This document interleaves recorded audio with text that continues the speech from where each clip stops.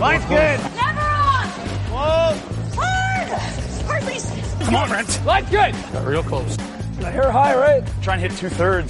Have they saved it for her? Yes, they have.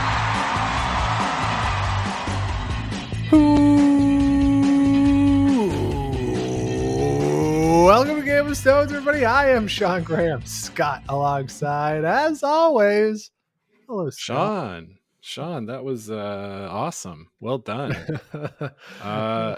It got me thinking. We were just talking.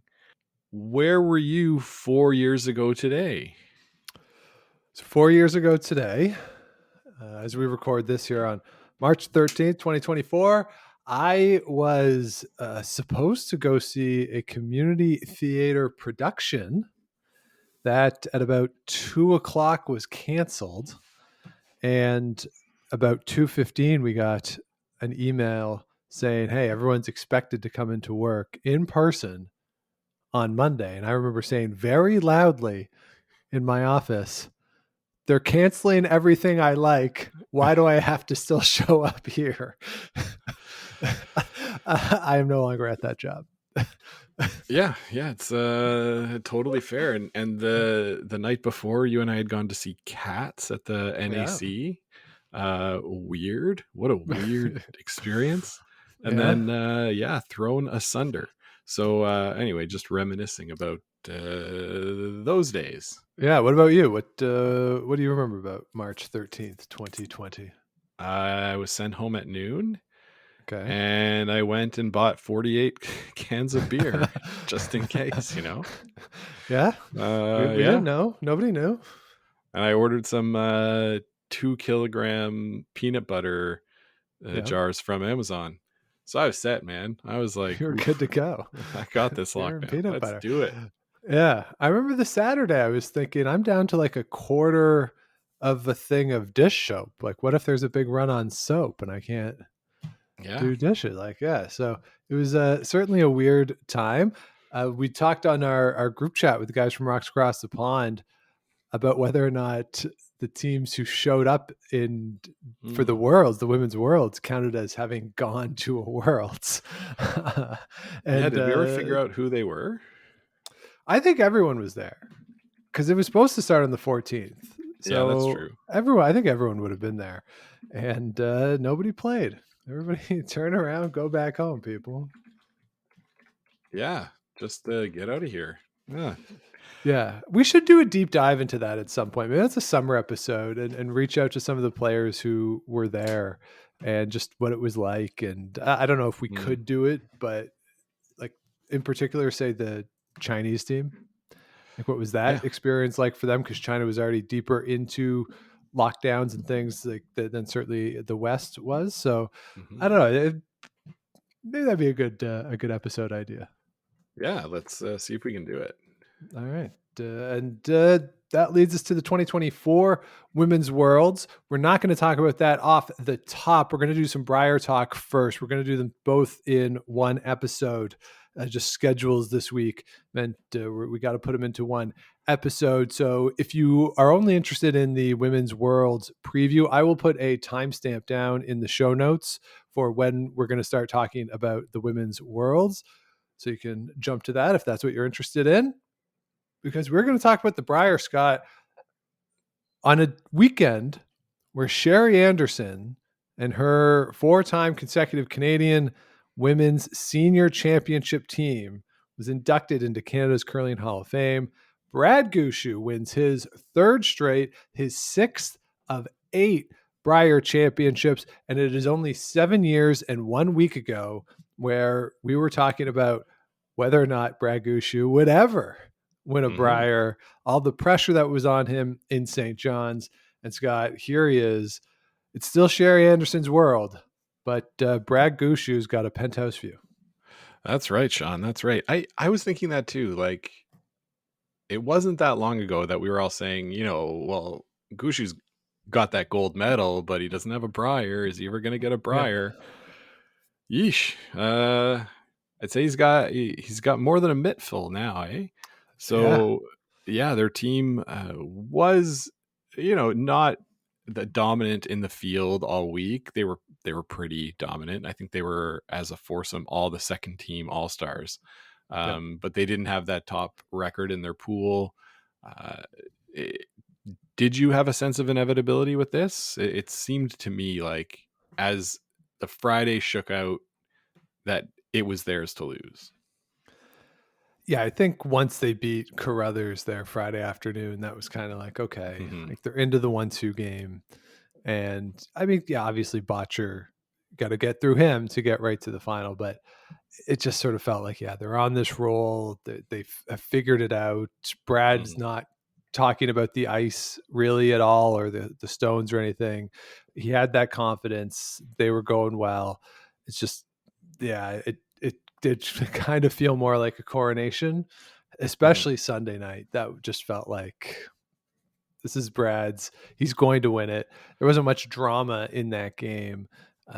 Saturday was pretty good. Saturday night was actually all day Saturday was good. So I think Saturday afternoon, I think, was the game of the week, which we'll get to. But Saturday night was very good, very entertaining game. And then Sunday, we actually, again, in our chat with Ryan and Jonathan, Ryan put in there like, hey, I think this is going to be a really good game. And I cleaned that up for a family audience. But he was very excited about the game. And I was feeling more kind of like how I felt before the 2017 women's trials final, where in that one, I thought Chelsea Carey with the hammer has to score 2 or else the game's over. And in this one, I felt if Gushue gets out and scores a multiple with the hammer, the game's over. And that's what happened. He got the multiple, and it never really felt like McEwen had a chance. And part of that is because once, and we saw it Sunday afternoon as well, once these teams figure out where to put the broom on these big weight hits, even with the no tick rule, it is so hard to score against a team that's being defensive, especially on the men's side, where they can throw it so hard. And if they know exactly where to put the broom, it's damn near impossible to score. Yeah, because they can make the double peels, triple peels, right? And then there were a couple times this week when I saw, okay, they made the double peel. All right, now let's go in the house and freeze. And I kept thinking, like, it's too early, but these guys know that they're going to be able to make all the doubles, and putting a guard up is just wasting a stone. So let's try and set some up so that there's a possibility of jams or catchers or all that kind of stuff. And yeah, you're right. Team Gushue, they really figured it out by the end of the week, and we're on a roll. And now Randy Furby's got company. Yeah, I mean, Brad's got the most as a skip, right? One of Furby's is not. It's not as a skip. It's in the wives and escorts era of the career. If you go back to that Netflix special, and so it is Brad on top with the 6 as a skip. So that's with Jennifer Jones now, most skipping titles in Canadian curling. And let's give him his flowers for a couple things there on Sunday, Scott. There was the split for 3 that was it the 4th or 5th end, whenever that was, that he's sitting 1. He's good. Right? McEwen rolls out after his hit, tries a crosshouse double, misses, rolls out, and Gushue puts the broom down for 1. And I guess maybe we should give the flowers to Mark Nichols here, because Nichols goes, hey, this one could be a split. It was a hard split because it was off center. It was a corner guard and a little higher than certainly I think any rec player would ever try for a split potentially. But these guys are so good. And that was a perfectly thrown rock, perfectly judged, perfectly swept, and perfectly called. Like, that was, like, if you're coaching juniors and you want to talk about a team shot, pull that up, because that was a full-on team shot. Very impressive all the way around. It's never going to make like top curling shots ever, because draws never do. But I would argue that that's more impressive than some of those ones on those top 50 lists that we've seen 1,000 times over the last couple of weeks. Like, that was a very, very impressive shot all the way up and down the lineup. Yeah. And given the degree of difficulty too, sometimes you see shots that look really cool, but like you say, these guys can throw it hard. They know where to put the broom. It makes it pretty easy when you're guessing a little bit on the line like that early in the game. Very, very impressive shot by the foursome there. Yeah, and then the other one was the deuce out of nowhere in 7, where they played really poorly in the 6th end coming out of the break. Maybe their snacks weren't good enough. There's something up with the snacks in the 5th end break there. And the 6th, they played really poorly. In the 7th, they weren't doing great either. And on McEwen's last, McEwen has one basically 9 o'clock at the edge of the 4-foot, and they try to come in behind on the other side of the tee line, and they didn't want it to go behind the tee line because they were worried about the double on what was shot stone. And they only got it about, I don't know what, 2/3 under, maybe 3/4. I say only, like, again, Pretty these good. people are not playing the same sport as the rest of us. But it was enough open that Brad had a thin but makeable double that was just gives them the 2 out of nowhere. So you get what you think might be a momentum swing in the 6th, and Brad Gushue, it's almost like in the 6th end, he was like, I'm a little bored. Let's make it so that the rest of the game's a little more interesting. Or the TSN producer came over and was like, hey, Brad, like, the ratings here, you got to do something. We're going to get a lot of people tuning out. Eh? Yeah. So he makes that thin one, and that's where the game was over in my mind. But that shot was, I think, less impressive than the split, but again, kind of out of nowhere and just, figuratively just steps on their throat. Yeah, like you're right. With that steal it 2, you think, okay, maybe something's coming here. But the foot on the throat at the end. Was it Saturday or Sunday when Brad was feeling it a bit in his leg? Was that Sunday night? Yeah. Yeah. Again, again, keep people interested. Go for the ratings. I'm sure he was actually injured, but he said he felt something pop in his right knee. Yeah. Yeah. I was like, ugh. Yeah. I'm a doctor. I'm not that kind of doctor, but I know that popping things in your knee for somebody whose vocation requires getting down into a squat position isn't great. And I don't think anyone asked him about it in the post game. So we'll be curious to see what a couple weeks off does for him. But that wasn't great. Why don't we just tweet at him? Hey, how's the knee? What's up with your knee? Yeah. So the other thing too I thought was interesting in the 6th end, where they were legitimately just missing all over the place. Mike McEwen on his last one has this decision of, like, this is just speaking to how good Brad Gushue is. They were looking at, does he have this crazy run on a center guard or something off of a corner guard, when really there was nothing I think that Brad could have thrown to score, independent of if Mike threw it away. And so they eventually decide, all right, let's come in and sit 3 and see what happens.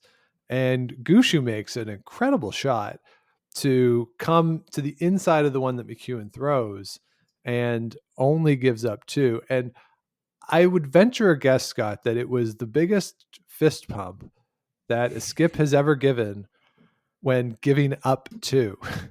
Like, he was 2, yeah, like it was a very high degree of difficulty shot to go up a steal of 2, to give a little fist bump, which was great. Then there was a measure on it. The crowd is chanting 3, and Nichols just looks up like a heel in WWE and is like, no. It was brilliant. Yeah. That Saskatchewan crowd too. Getting behind their 3/4 hometown team, and just a cool atmosphere and a cool final. Yeah, so definitely congratulations, Brad Gushue. 6 for him, 6 for Nichols. I guess one of them he was in a hotel room for the final, but it counts. He played some of the games in that event. He played most of the games of that. Yeah, so it still counts. Jeff Walker with 6, third, for EJ Harnden, and second for Caleb Flaxey there on the bench. So congratulations to those guys. They are going to the World Championship. Scott, you mentioned the Saskatchewan crowd. Let's talk about Mike McEwen and his team. In our preview, we always ask, how many teams do you think can win? I included Mike McEwen in my list of teams that I thought could win. You did not. Well, Sean, I'd like to say that my list was right. He didn't win. No, like super impressive week. Vic was calling him Magic Mike all over the place, which, by the way, I think is kind of weird. Like when I think about that movie Magic Mike, like Vic is very excited to say Magic Mike, and I don't know. I find it just an interesting turn of phrase. That's just that big Vic energy. All right, I'm done. And yeah, he just he was playing out of his mind. But I think you said to me earlier in the week, it just feels like he's primed for a letdown of a game. And I wouldn't say that the final was like a letdown or a poorly played game, more than it was just Gushue executing and being that much better in the final. The semifinal, he was excellent. Very, very, very good game for Mike McEwen. The big three, he gets the huge "come on, let's go" and gets the crowd into it, all juiced up. It was really, really good.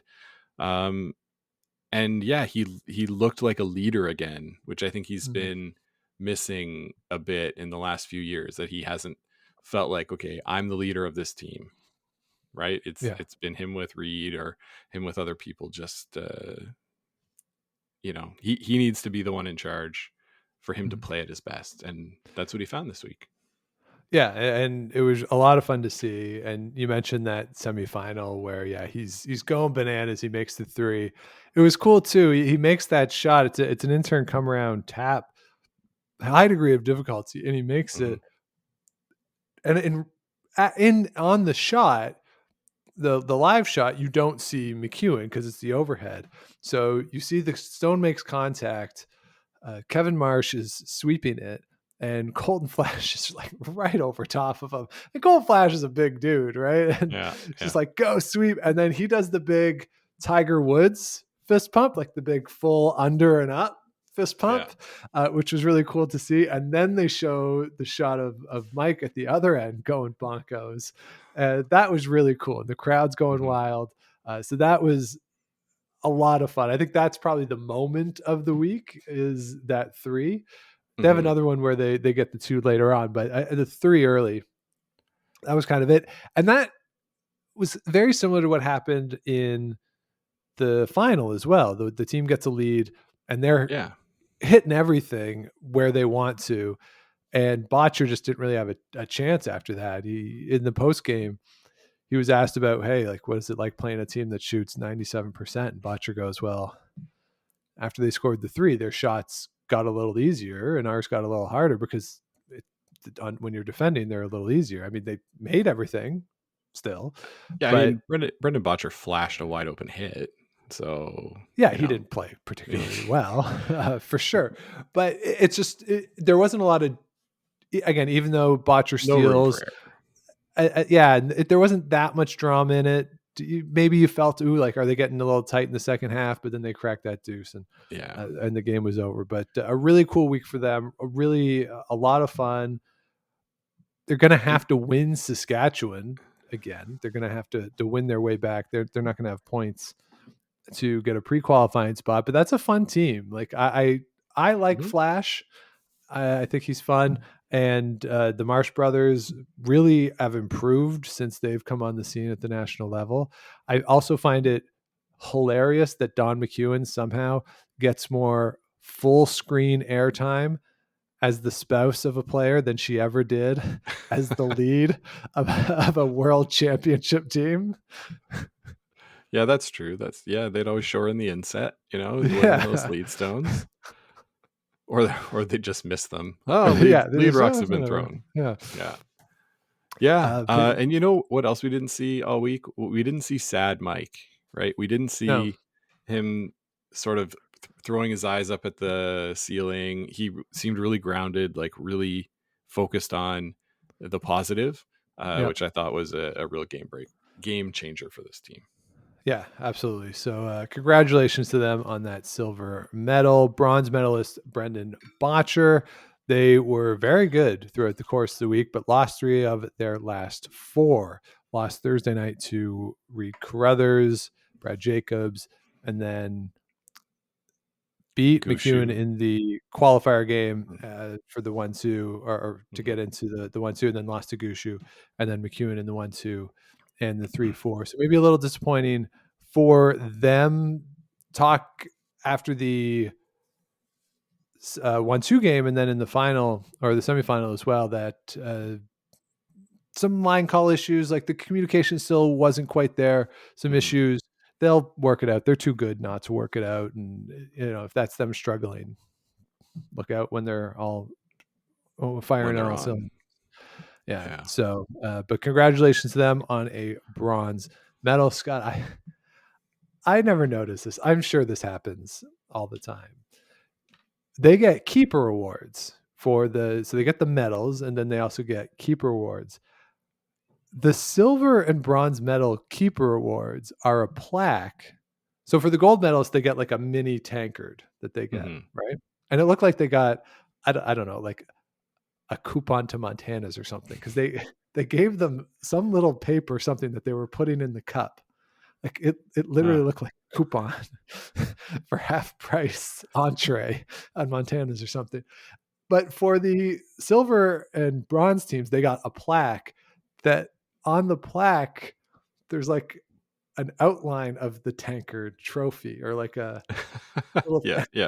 It's like they're supposed to put that in your house, and it's sort of like, maybe if you had tried harder, you would have got a real one of these. Like, I just thought it was a strange thing to have on the keeper trophies, but a little bit, yeah. And Sean, at the end of the podcast, this is a tease. We'll talk about our Montana's experience. Oh yes, advertising works. We went to Montana's. It was a lot of fun. So those are your podium finishers for the Brier. Scott, what else you got in terms of I should say headlines there? Things that stand out to you, because it was fun for a lot of the week. Yeah, it was a really good week. I think we can't not talk about Cooey. Which one? Who knows? Jamie Cooey having a great week, obviously buoyed by Glenn Kennedy and his performance. He was really, really, really good this week. But Jamie also just making shots, just being Jamie Cooey, making those soft draws, those little taps, all sorts of shots, doubles, anything. He was making it all. Getting into the playoffs, pretty huge accomplishment for them. And then on the flip side, his brother going 2-6. I think they only beat Nunavut and Northwest Territories, or Correct. Yukon and Northwest Territories. Nunavut. Yeah. So, Nunavut, and that team, who I can sense there might be some change this year. The problem is that, or not the problem, but we saw Cooey when he ditched his team in 2016, their first year he played with Hebert and Kennedy, that there was some bumps along the way too there, just not at this high of a profile event. So we'll see. He didn't look happy. So like contrasted with McEwen being really positive all week, Cooey looked unhappy. His team looked like they couldn't figure it out. They weren't able to communicate with Kevin the way that he wants. I could see changes coming there. Yeah, he was asked after the last game, will there be changes? And he said, not that I know about. That was his answer to it. So you never know. But as you say, first year with the last configuration wasn't particularly good. First year with this configuration, who knows what that means moving forward. But yeah, it certainly wasn't a good week for them. If you had said at the start of the week, Akui is going to go 2-6 and the other one's going to go 5-3 and make the playoffs, you definitely would have flipped who that was going to be. in terms of what you were guessing. Also want to give a shout out, Tyler Smith, 5-3 finish for him. If you had said that the end of the Thursday afternoon game between Northwest Territories and PEI was a winner or win in your in game, or turn into a win in your in game based on the other results at the start of the week, and it goes to an extra end, if you could have bet that, you would have been pretty good odds to, or pretty high odds if you had won that. Really cool week to see them. Always fun when a PEI team can get it going and have a good week. I also think for Matt Manuel, that team improved to 4-4. So a step forward for them. Sluchinski in his debut beat Kevin Cooey in that opening draw. We said Curling Canada has a sense of humor. Makes that the opener. It was a TV game. Good job on them.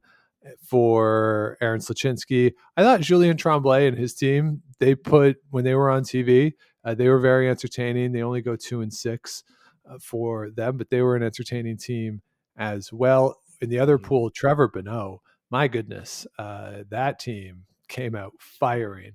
And Trevor himself, like he's a rookie at this thing, and I can't remember what draw it was. It was one of his first TV shots of his life on TSN, and it's a thin tick of a stone in the edge of the 4-foot right to the pin, where the other team has one top button. He's going kind of behind it, and you're like, and he makes it. You're just like, what? Like, is this a Kevin Cooey after Kevin Martin situation now that like Northern Ontario has opened a little bit, although Tanner Horgan's still there, and if this guy is there, like, hey, Northern Ontario, maybe figure out your streaming apparatus, because you seem to have good teams that we might want to watch. Yeah, definitely. How did we get this far into it without talking about Trevor Bonneau? That team's super fun to watch. I think that the full day off hurt them. Yes. And, it's just a bit of a scheduling quirk and unfortunate. But they were a lot of fun to watch. They made some shots, and it was really, really cool. Yeah, I think it's worth pointing out that was it Tuesday, Jamie Cooey had the full day off. Wednesday went 0-2, and Trevor Bonneau had all day Wednesday off, and on Thursday went 0-2. And those were two teams that were rolling, feeling good, and then a full day off, and they didn't recover. I'm going to do a dive into this format. This is on the summer episode list as to what the full day off, what is the record for teams after that, and does it make a difference, and is there potential unfairness for the teams that are stuck with the full day off? But overall, Trevor Bonneau, that team, that's a great debut for them. Catlin Schneider, he had some moments there, going 4-4. A good week for that team. First year with Catlin back skipping. If they decide to stay together, go forward. That is, I think, the team out of British Columbia. Those are your favorites. Thomas Scoffin gets 2 wins, so that's good for him. Jimmy the Kid only gets 1, but everybody won. Jimmy the Kid was the last one to get their win. Shane Latimer and Nunavut in the other pool, they got their win in draw 13 against Matt Manuel. So everybody in the pool, or everyone in the draw, won a game, Scott. So overall, it was, I wasn't super high going into it. I wasn't as high on it as I was going into the Scotties, but I think overall it was a bit of a better event. I think the players picked on the ice a bit more overall on average than they had at the Scotties. And with the Scotties, just, in that one pool where Caitlin Laws gets in at 4-4, we didn't have any of that, and everyone won. The games were pretty entertaining, and I think with the Scotties, some of the TV games got out of hand a couple times. Not as many cases on that with the men's. There were a few that did, but overall it was a great week and a great 2 weeks of curling between the Scotties and the Brier. Yeah. It's hard to believe it's over, but I really liked it. Yeah. Good times. One piece of constructive criticism for me for TSN. Let's bring back the Vic essay. Like, there's the Sunday night Vic essay, but I like the midweek Vic essays. There was a built-in one for Team Newfoundland that would have been easy. So let's bring back those Vic essays. I will, though. Great compliments. I don't know how many people get there right when it starts, like right when the broadcast starts. I started doing it because Vic just drops in random Regina facts, and he was doing it in the Scotties too, just random Calgary facts. Yeah. Like in 5 seconds, you'd be like, Regina, like, and then the intro starts. You're like, okay, like he's just dropping some facts. I noticed that was great. I noticed that too, and I was like, is he gonna like follow up on that at all? No. Just here's this fact. Enjoy it. Yeah. Good times. Yeah. So overall, a really fun week, and Regina turned out. Place was packed for most of the week, and good job to the fine folks in Regina. Love that building. Love the Brand Center. Other than the doofus who was heckling Brad Gushue on the first night, other than that, seemed to go well. So all in all, a great debut for the Montana's Brier.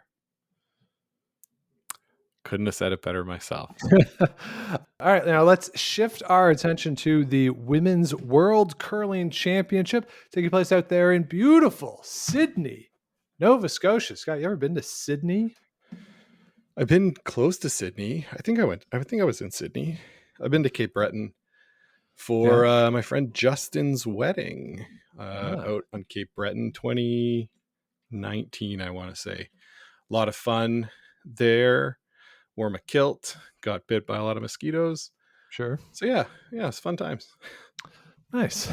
Nice. You? Well, hopefully the mosquitoes aren't out yet here in mid-March for the Women's World Curling Championship. 13 teams have made their way to Sydney to compete to be the world's best in 2024. We are going to run down the field, all 13 squads. Scott, I'm going to go in order here, kind of power rank the field. Okay. What resource are you using? So there is a media guide from Curling Canada because it is in Canada. There's also some info on the World Curling website, which isn't particularly good. I got some Curling Zone stats here. I got some past results from Wikipedia up as well. So just going all over the place. Okay, good. I love it. All right. So let's start with the 4-time defending world champions from Switzerland, Silvana Tirinzoni, and Alina Pats is throwing the final stones. Scott, they won last year's final 6-3 over the Norwegian side.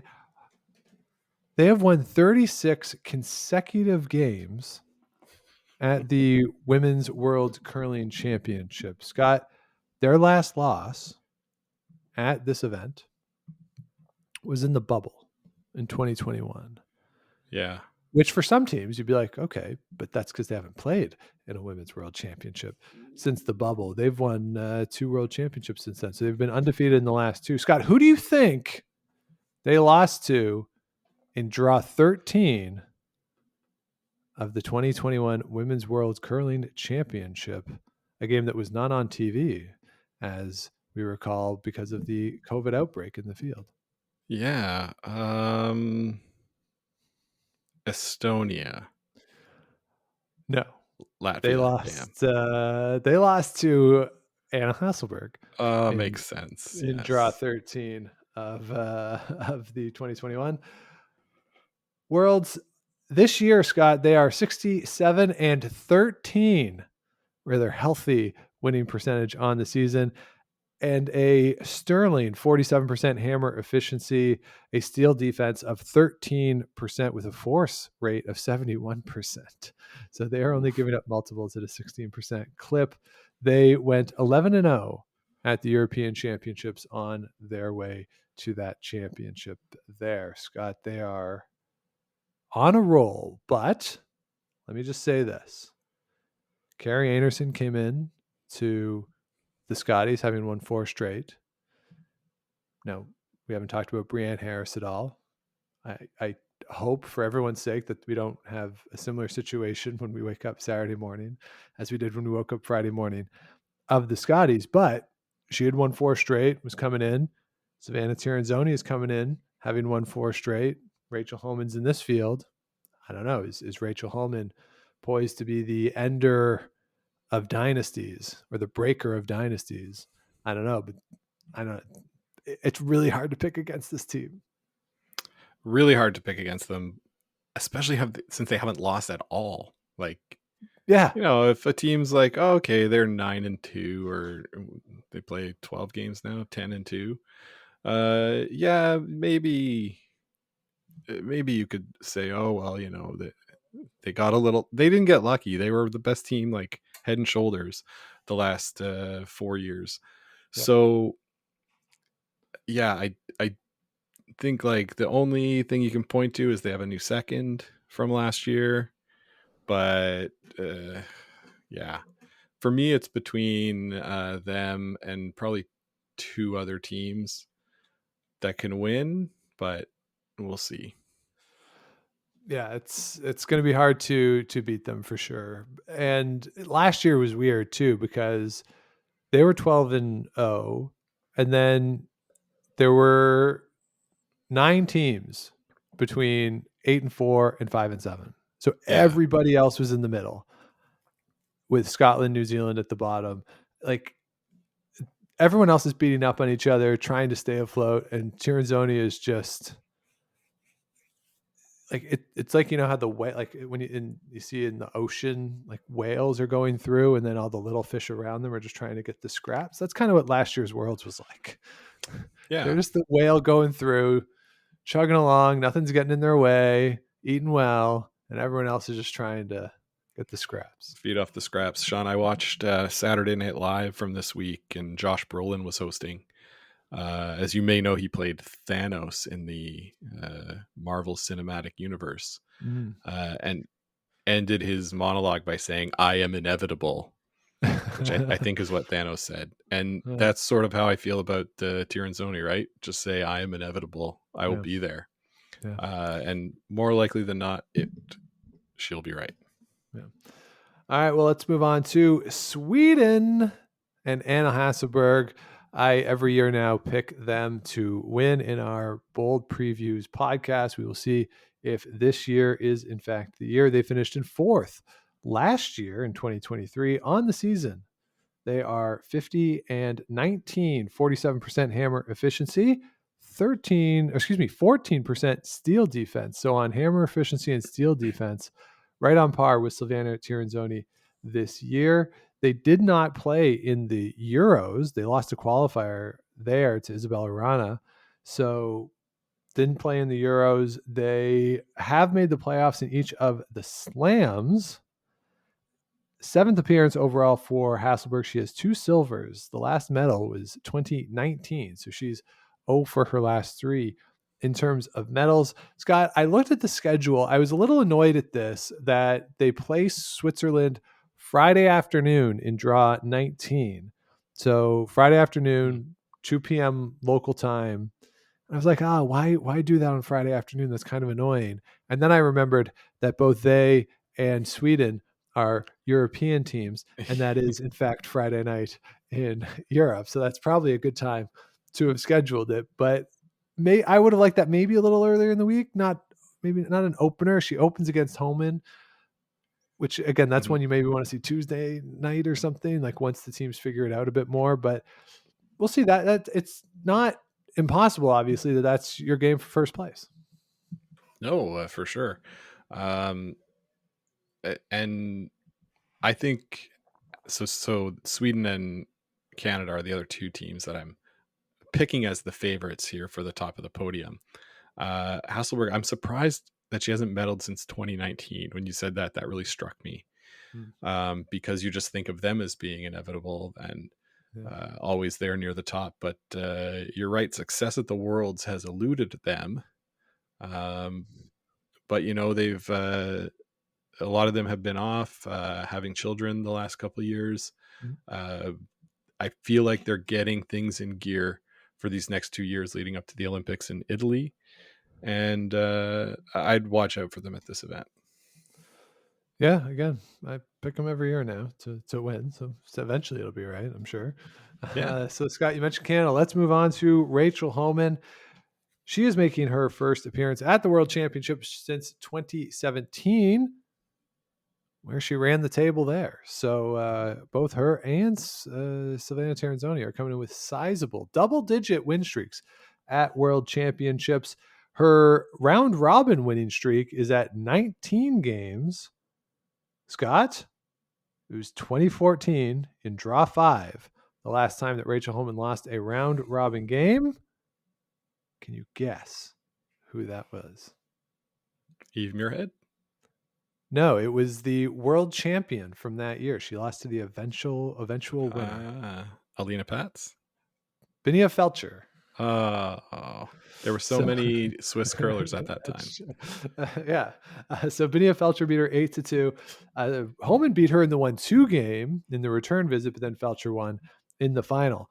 Scott, this is a fun one, which is why I'm asking it. The last non-Swiss team that Homan lost, the last non-Swiss team that Homan lost to in a world championship at all. Draw 11, 2013. Is it Norway? No, not Norway. Denmark, Madalena Dupont? No, it's Sweden. Margareta Sigfridsson. Yes. 8-4 there. I just thought it was fun. I haven't thought of or heard Margareta Sigfridsson in a while. So, 2013 was over 10 years ago. Yeah, it's been a minute. So Scott, for Rachel Homan and her team, I was saying this to our teammate Steph on Monday night. If the ice conditions are such where like a peel weight hit moves a centimeter, they win. If it moves 3 inches, I don't know who I don't know who wins. But I think they could still win in those conditions. But if she can throw a peel and basically put the broom where she wants the stone to hit or where she wants to make contact, she wins. She's the best in the world at that. And we saw that at the Scotties. That was by the end of the week, the conditions. Like if she can make run backs, stuff them, and just be behind cover, and somebody throwing a draw behind a Team Canada guard doesn't matter because they're just going to run it back and stuff it. And then that's it. They win. Yeah. There's no doubt about that. They're the best in the world at that. Do we know who the ice makers are for the Worlds? We do. Yes. Let me just pull this here. It's John Wall. Yeah, the king of Game 6. John Wall, the king of Game 6, up on the scores table with his arms out. Exactly. Okay. So it'd be different than the Scotties, but East Coast events always run a little different because of the added humidity and just different conditions, and the East Coast, just different environmental conditions in the East Coast. And World Curling stones are different from the Curling Canada stones. So. Yeah, for sure. So we'll see who figures it out first, but they're likely going to be my pick when we get to the end of this year. All right. So those are the 3 that you have in your they can win category. Mm-hmm. And then so let's go to the rest of the field, and let's start with Italy and Stefania Constantini. They are back after going 7-6 last year. A huge improvement for Stefania Constantini and her team. They were 6-19 in the previous Worlds with Constantini as the skip. 50-36 on the season. 35% hammer efficiency. 22% steel defense. Scott, for this team, we have seen marked improvement over the past few years. Kind of amazing what a upcoming Olympics in your country will do in terms of the resources available to you. Just see if they can keep that upward momentum going. I think in this field, they should be a playoff team. I think so, Sean. I think so. This is one of the teams that I thought, yes, this team is in that next echelon below those 3. Like you said, a big improvement and a lot of funding going into Italian curling. So we'll see if that investment keeps paying dividends.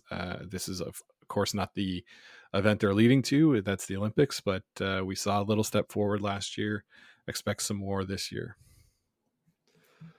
Yeah, and now let's go to another team that is looking forward to improving on last year. Going to be hard because it's your defending silver medalist from Norway, skipped by Marianne Rorvik, who throws the third stone. Kristen Skazlian, familiar name, they're throwing the fourth stone. We also have Millie Nordby in the second position. Of course, a very famous name out of Norwegian curling there. On the season, Scott, they're 30-19. That includes a bronze medal at the European Championship. Not in that upper echelon when we're looking at some of those other numbers, the stats that we like to look at, with only a 30% hammer efficiency and a 23% steel defense. That's not in the category of the Swiss and the Swedes, but very few people are. Mm-hmm. It's just a question, like, how much was last year's weirdness where everyone was kind of grouped together? How much did that help them? They were at 8-4. They were in second place, but last year was just such a strange cluster of teams in the middle. How much did they benefit from that? And how much of it was they figured out the ice, and they, all four of them can play for sure. It's just a question of, can they put it together again for another week? Yeah. I'm interested to see how they do at the Worlds in Canada. Vice won in Europe, and they've got quite a gauntlet to start the event. They've got Scotland, we haven't talked about yet, with Sweden, US, Canada, Turkey, and then Switzerland. So pretty tough first half of the draw for them. Softens maybe a little bit. Japan, Italy, South Korea, maybe not, but it's a really good field. They're going to need to get off to a very good start to have a chance to repeat last year's silver medal performance. Absolutely. All right, Scott, let's go to a team of rookies here at the Worlds. It is Team Japan, and Uno Miyu is skipping this team along with Kanai Asuka, Nishimura Junko, and Uno Yui. They are all here from Japan, a debut side here. Miyu herself was the 2022 World Junior Champion.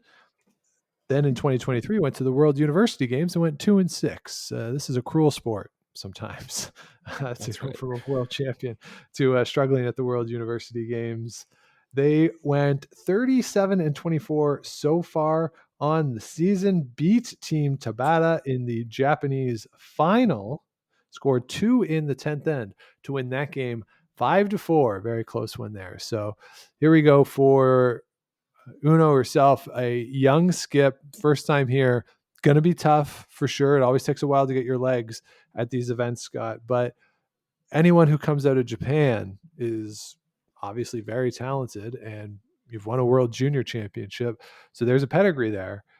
It's just a question of making that jump from that junior level, first time here, at the women's level. Yeah. Like you said, anybody coming out of Japan is going to be good, but first event, we'll see. You win the juniors and go to the university games. It's a whole different game. And yeah, I'm interested to see them because we haven't yet, right? And we've got such a long history with Team Fujisawa, have such an expectation of them and their our usual level of play that we're going to get a taste of the future of Japanese curling. And I'm excited to see what it looks like. Yeah, as am I. All right, let's go on to the Korean side and Kim Eun-ji. She is here for the first time since 2016, where she went 5-6, fifth time overall. She does have Kim Min-ji playing third, who was the skip in 2019 for the Korean side, going 10-4 and winning the bronze medal. Kim Soo-ji and Seo Yoon round out this team. Guy Hemmings is the coach, familiar name there from the mid-aughts here on the Canadian side. They beat Team Kim Eun-jun in the Korean finals. They also won a slam this year, winning the national over Team Homan in the final, Team Tirinzoni in the semifinal, Team Constantini in the quarterfinal. Scott, what do those three teams have in common? They're all in this field. They're all in this field, and they all beat them in a high-profile event. So you got to kind of like their chances. In Korea, same as Japan, it's hard to get out of Korea now. There is depth in that field. So you got to kind of like their chances. Yeah, I think so, Sean. Korea has a history of fielding strong teams. Like you say, this team has won already this year against all of these teams. They won't be fearing anything. They do spend a lot of time in Canada as well, playing the Bonspiel circuit, those Grand Slams, as you mentioned. So, yeah, I think this team is definitely got a shot at the playoffs and can make some noise at the top. Yeah, absolutely. Scott, do you want to know what their record is on the year? Because you mentioned they've been in Canada a lot. Yeah, I'd like to know. 78-24. That's more than 100 games. That's so many games. Incredible. I'm sore just thinking about it. Yeah, that's more than 2 seasons worth for me. Mm-hmm. Yeah, it's incredible. 46% hammer efficiency as well. If we're looking at that number, that's very impressive there. So on that peripheral, 16% steal defense. On the peripherals, they can compete or have competed at the same level as the Swiss and the Swedes so far this year. So that's a team for sure to keep an eye on. Draw one, Sean. They've got Switzerland, so you get to see them at the gate against Tirinzoni. Yeah, that'll be a good one. Keep an eye on that for sure. Another team, Scott, keep an eye on is Denmark. Madeleine Dupont, 15th appearance for her, 5-7 last year at this event, 3-6 at the European Championship this year, 21-21 on the season with a 32% hammer efficiency, only a 28% steal defense. Those numbers are not going to get it done this week. They are going to have to be better, but as we saw at the Euros in 2022, they can make a run. This field is pretty deep, though. I don't know. I would say, Scott, fringe of the playoff picture is where I'd have them if I'm handicapping the field here. Yeah, Sean, I better pick them to win the gold medal because I'll get yelled at if I don't. But yeah, there were some like questions around this team at the Euros whether Madeleine was going to play or not. Yeah. There was conflicting sources. She did play in the end, but perhaps whatever the confusion that led to that might have affected the play on the ice. This team is quite good. They can beat anybody, but your guess is as good as mine as to when they're going to do that and when they're not. So this is, we talk about the teams we think can win. This team, I could literally see them being anywhere in the field and it wouldn't surprise me. Yeah, no, I agree. Yeah. So, yeah. Which makes them fun. Yeah. Good luck. All right, let's move over to the other North American team in the field. That is, of course, the United States of America, skipped by Tabitha Peterson, along with Corey Teese, Tara Peterson, and Becca Hamilton. 6th appearance for Tabitha at a World, 6-6 last year, 9-7 won the bronze in the bubble. They went 7-2, won the bronze medal at the Pan Continental Championship, 37-25 on the season. They lost their first game at the U.S. Nationals, then ran the table after that. 42% hammer efficiency, 19% on their steal defense. They've made a couple tiebreakers in the slams. No real deep runs at the slams overall this season, though. Scott, as we've seen in the past, when Tabitha Peterson gets it going, she can compete with anybody. It's just a question of, can she pick up the ice and can she get it going? Because maybe not to the same extent as Rachel Homan, but she's a player that when she gets that look in her eye, like she's going to make it. Yeah. Yeah, it definitely feeds off the confidence that comes with making those big shots. Sean, we didn't talk at all about the U.S. Nationals, did we? No. It held in a shopping mall in the Meadowlands. Pretty cool. Good idea. Yeah, it was a good idea. I think it looked cool. It played pretty cool. I was traveling that week and was sort of watching on YouTube where I could. They were really good, this team, throughout the week. And yeah, this team too is one that I can see like a wide range of outcomes for. Mhm. But the sort of the ceiling is quite high for them. For sure. Absolutely. Yeah. Definitely a medal contender for sure, but also a team Mhm. that could miss the playoffs. Yeah. All right, Scott, let's go over to where the sport was invented in Scotland and the Scottish side. Skipped by Rebecca Morrison. Change in the lineup this year. Jennifer Dodds is in at the third position, along with Sophie Sinclair, Sophie Jackson, who is going to be the person in the house with Rebecca, but throwing the lead stones. 3-9 last year. Did not finish, a rare DNF in curling back in 2022. Of course, with COVID, they Mhm. had to leave that event in 2022. They were not off to a great start, but it's nice that because in the actual record of that event, they went 0-4, but they're not counting that on their official record. So officially, this is only Rebecca Morrison's second appearance because the first one didn't complete. So within Okay. the record book of world curling, this is her second appearance at a world championship. They went 5-4 at the Euros. They are 44-29 on the season, 38% hammer efficiency, 21% steel defense. Scott, they are the Scottish representatives. They are not your Scottish champions. That is Team Henderson.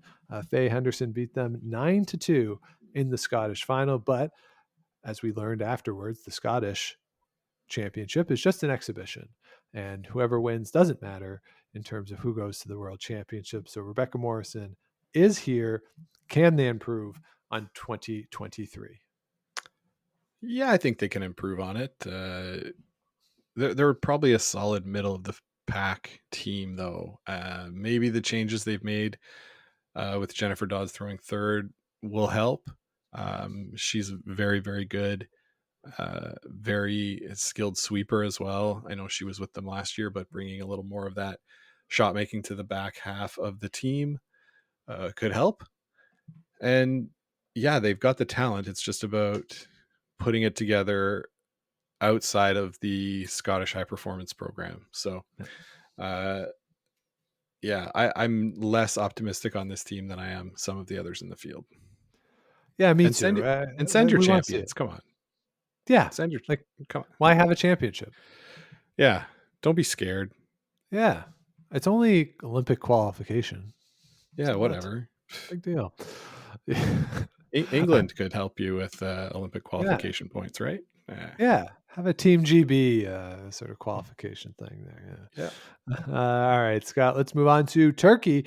Dilsat Yildiz, her third appearance at a Worlds feels like more. I got to say, I feel like she's been around for longer, but this is her third appearance. 6-6 last year at this event. It is the same lineup as last year. They went 2-7 at this year's Euros. They were 2-10 in 2022, so we saw a stark improvement there of 4 games from the first to the second edition. 21 and 24 on the season, pretty low in the hammer efficiency, down at 23%. Actually, steel defense at 26%. So teams are getting more multiples off her than she is with the hammer. So not great on that. But Scott, we saw improvement last year, and the improvement wasn't necessarily with Dilsat. We said this going into last year's event, that it's the team in front of her that where there was more room for improvement, because Dilsat's a great shot maker from all the mixed doubles. We saw some improvement in those first 3 last year. Can they continue to improve? Can they have a winning record? And potentially a winning record gets you something here. So what do you think? Do you see this improvement continuing to be linear? Probably not. Those numbers, as you mentioned, are really not going to get it done.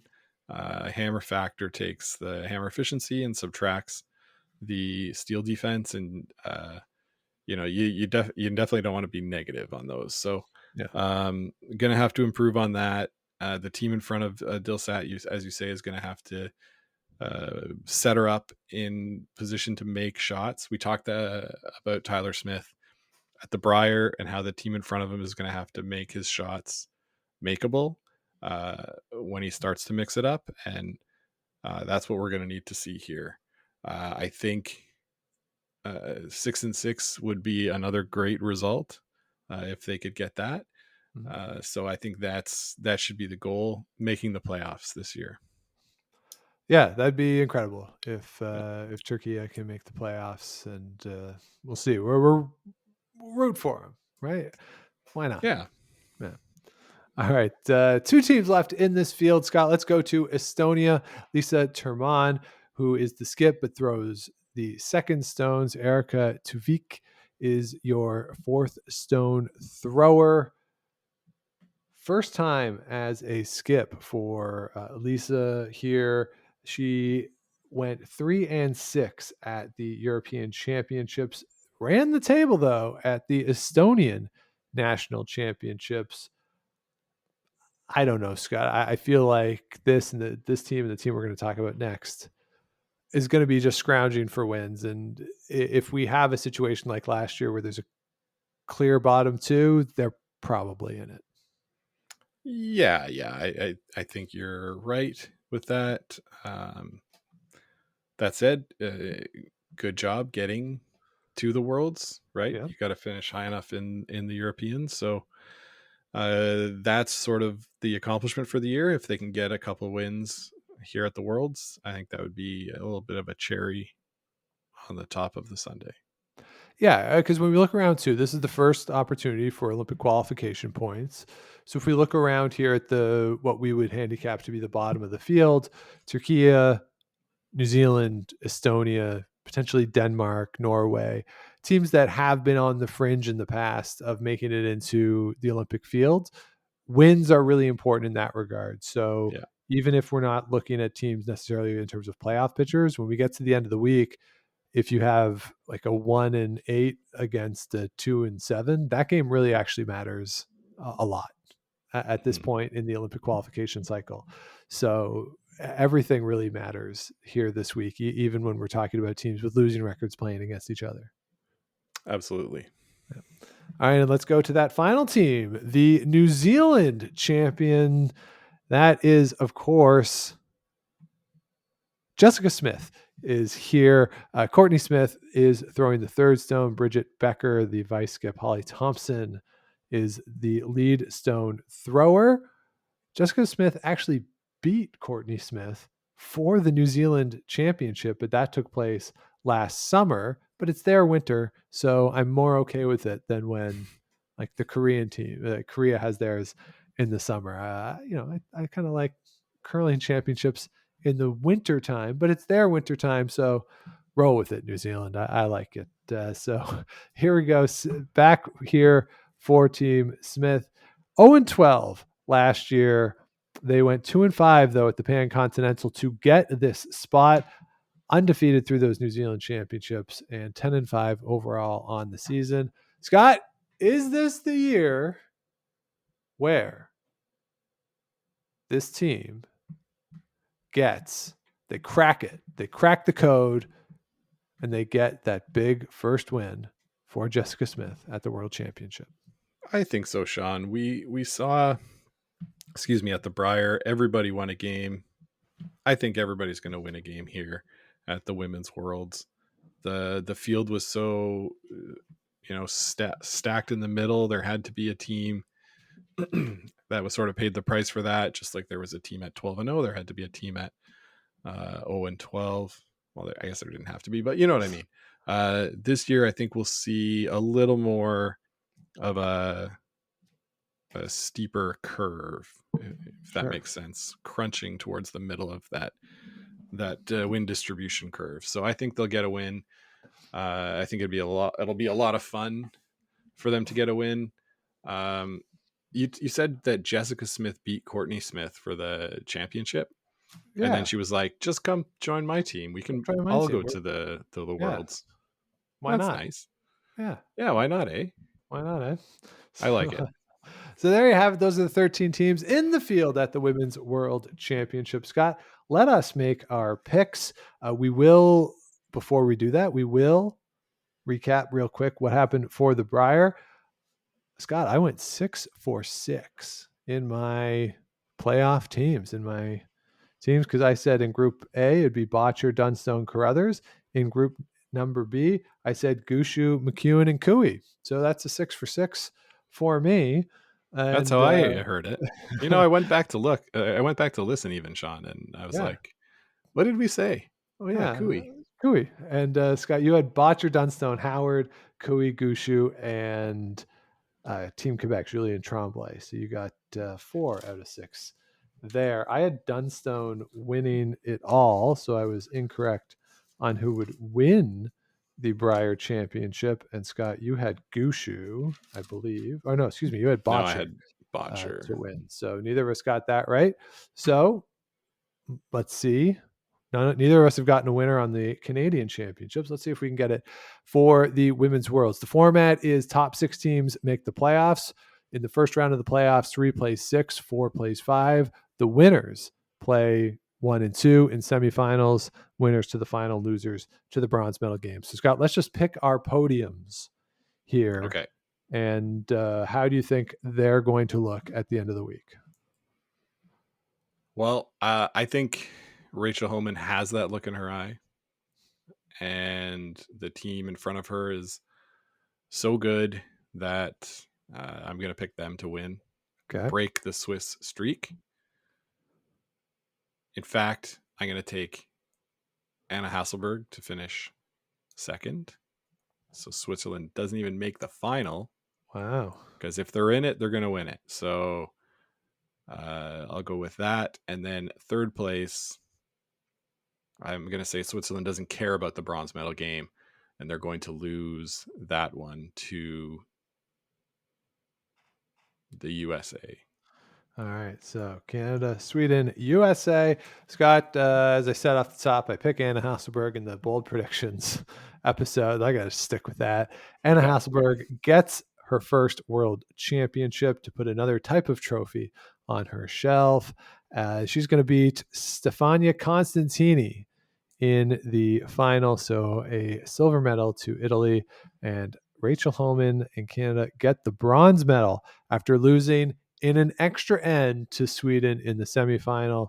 Italy beats Switzerland in the semifinal there, and I agree that maybe Silvana Tirinzoni, they just don't even show up. I'm good. We don't play for bronze medals. That's not what we do. They just catch a flight straight away. So that's what I got there for the World Championship. Should be a lot of fun out there in Sydney. If you want to follow along with what we got going on during that, follow along on the socials at Game of Stones Pod, Game of Stones Podcast on Facebook, GameOfStonesPod.com. All past episodes are there. You can find the merch tab, do all the likes, follows, ranks, all that kind of stuff that gets other people to find the show, subscribe, all that good stuff. Of course, let us know what you want to hear, Game of Stones Podcast at gmail.com. Scott, you said it earlier. We went to Montana's during the Brier. What is your review? What was the guy on Curb Your Enthusiasm? Andy, what's his name? Who gave the thumbs up? Oh yeah, the critic. Yeah. Yeah. 2 thumbs down, Sean. Title sponsor, boy. So we got there and had, like a long wait to get some refreshing beverages. That was refreshing. I don't think mine wasn't very refreshing. The selection of beverages was bad, but I kind of expected that. Sure. We had the curling on a TV. Sean, it was the 4th end, I think. They turned it. So my problem is not like, oh, they turned it because somebody at the bar probably asked to put something else on. But they turned it to a Maple Leafs game that was in the second intermission. They weren't even playing. Yeah. Like watching the second. Oh, I got to watch that hard-hitting analysis there from see what Kipper's going to say. Yeah. Yeah. Whew, boy, you don't want to miss that pearl of wisdom. So, and then we were trying to flag the servers down to say, hey, like, what's going on? We were watching this. Like, the only reason we're here is that we're watching this. Nobody was paying attention to me. So I put it on my phone and we were all like looking at my phone in the booth. Yeah. And someone looked at us and realized, and then so they came over and fixed it, but the end had already finished. Yeah. So I was like pretty unimpressed with that. The wings were all right. Yeah, I thought the wings were good. 2 orders. I went with the honey hot, a little too saucy, but that happens when you order 2 sauces, I guess. That it's going to be a little saucy. I thought the medium was a little better. So the wings were good. I felt bad for our individual server because he had basically like half the restaurant and he was doing it by himself. And it was pretty full when we got there. And then it really did empty out. We were one of the only tables left. And he kind of was just like, all right, I guess my shift's over now, and kind of hung out in the back. And like we would have ordered more. I know for a fact one person at the table would have ordered more wings if the opportunity was presented. It just wasn't presented. So that was kind of tough. And yeah, when you're the title sponsor of an event, kind of tough to turn it off. Yeah. So yeah. I mean, there was a taped Blue Jays game on the TV, and they changed the live curling for the hockey. Like, why not change the taped baseball game that's been over for 5 hours? The taped spring training baseball game. Yeah. Where there's not even names on the back of the shirts because they just changed too much. So not great there. So Montana's, hey, if you're listening, we'll go back. We'll go back next year. We'll try again. It's a multi-year deal, so we'll try it again next year during the Brier. And again, the wings were pretty good. The wings were pretty good. Yeah, the double dusted wings were pretty good. So so I did. Overall, it was an interesting evening. Good phrasing. Yeah. Good team bonding because we won this week afterwards. So team bonding event during our bye week, and then we won a game that we played 7 ends in 2 hours and 10 minutes, and I was kind of dumbfounded at that part of it, but we won the game. Well, Sean, I said this. We'll see if Jesse listens, but I had to go to the bathroom. And I said, "Hey, Jesse, call the game." And I came back, and I think only 3 rocks had been thrown, but it was like all sorts of crazy angles, and I was just scratching my head. What's going on? And then he had to come down and look at some when he was throwing. So anyway, that really got things a bit out of hand. Yeah. But I said this to Steph at one point too, and their lead was like horrific at this. Everybody wants to be Mike McEwen. Everyone wants to be Jennifer Jones in the hack with the elaborate routine and take your time. You know what? Someone's got to be Don McEwen. Like just get in the hack and throw. Somebody has to do that because that allows those players to have that. And when you're the lead, you get the bad rocks and you got to be fast, right? You can't have this big elaborate routine when you're the lead. So I didn't get that frustrated though, for the most part. Yeah, you seemed not so frustrated because I think it was a close, interesting game. The shots were genuinely difficult to call. Like you had to think through a lot more than we usually do. Yep. And Sean, that was our first win in A. Yeah, we're now 1-5 on the season in A. Not bad, and I think we beat A1. Yeah, I said to Steph afterwards that when you look at the schedule, you do the Mike and the Mad Dog. Like, that's a win. Yeah. That's a lot. That's a win. Like, I think they're the best team in the league. Yeah. And I wouldn't have expected to beat them. Now, to be fair, he did have a not easy, but also not super hard draw to win the game that I wasn't paying too much attention to. I had taken off my gloves. I was ready to shake hands and kick the rocks back. Yeah. Apparently, based on his reaction and him saying, "Oh, come on, guys," they overswept it. They did oversweep it, yeah. Okay, because it only went to the back 8, and they were pounding it pretty hard.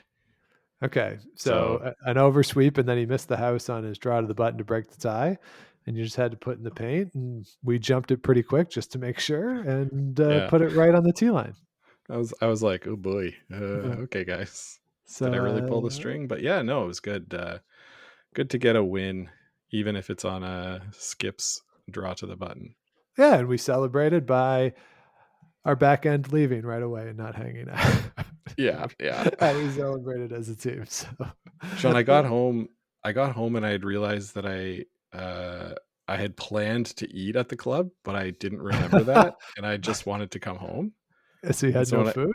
So when I got home, I was like, oh, what am I going to eat? And I had some cheese and crackers and braised cabbage in the fridge from the weekend. So filled up on that. It was great. Nice. I had half a baguette and some cured meat and some cheese. That's what I had as well. Nice. Yeah. Little charcuterie. Yeah, a delightful evening. So 3 games left for us. See if we can get into that club championship. Still on the table, Scott. Spot in the bar club bucks, baby.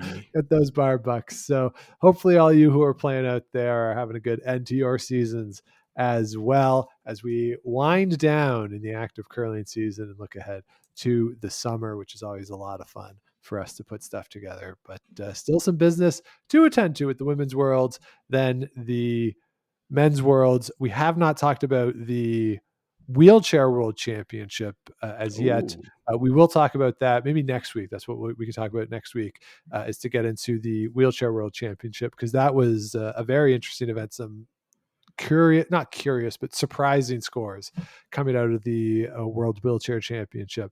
So we'll probably get into that a little bit next week as we do maybe a status update on what's going on in the women's, what's going on. The Canadian University and college games are going on right now.